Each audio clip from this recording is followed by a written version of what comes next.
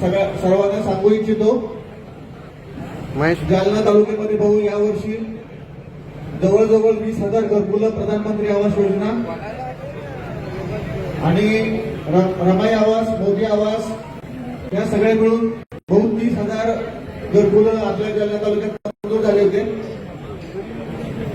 यामध्ये असं झालंय की आपले जे PFMS प्रणाली होती जुनी ती बदलून दिवाळीपासून SMS स्पर्श प्रणाली केंद्र शासनाने लागू केली आहे।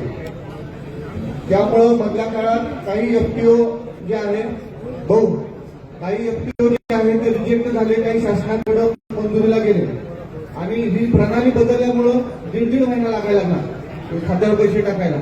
तर या संदर्भात आपण जवळजवळ 4,500 ते 5,000 लोकांचे हप्ते टाकलेले आहे, पण टाकल्यानंतरही 1.5 महिना लागते भाऊ त्यामध्ये पैसे जमा व्हायला।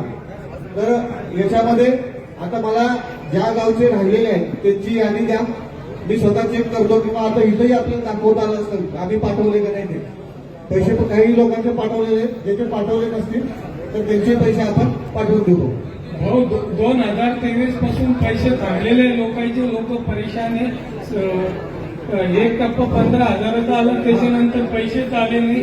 2023 पासून आतापर्यंत तेच चालू आहे रणधरण। हा खरंच मोठा व्हिडिओ आहे, मोठा विषय राहतो। काय माहिती का, आपल्या लहान लहान चुकामुळे, आपल्या काही लहान लहान चुकामुळे सुद्धा लोक अडचण झालेले आहेत। लोकांनी कोणाच्या भरोसा करायचं, ऐका लोकांनी कोणाच्या भरोसा करायचं राहा। आपण ते वेळची वेळी जरी करून घेत असताना तर या प्रसंगाला तोंड द्यावं लागलं नसतं लोकांना। हो, तर काय झालं, आपले 30 इंजिनियर पाहिजे होते, आपल्याकडे 3च इंजिनियर काम करतात। काय घरकुलामध्ये आम्ही पण काय करायचं, आपण मागणी केली इंजिनियरची राज्य शासनाला, तिथून आले तर फास्ट काम होईल तुम्हाला सुरुवातीला सांगितलं होतं। आणि यामध्ये तुमच्या प्रयत्नाने 50,000 वाढून आले, ते पण आता जमा होईल कसे आम्ही टाकून देतो। 50,000 माझ्या प्रश्नावर वाढले। हो, तुमच्या प्रश्नावर वाढले।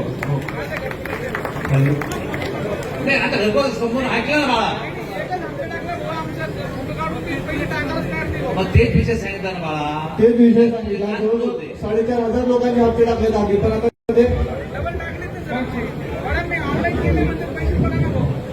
नाव दे मी तर नोंदणी केलेली नाहीये, पण एक सांगेल की जालन्याच्या टावरचं काहीतरी करा। आता कॉलनीमध्ये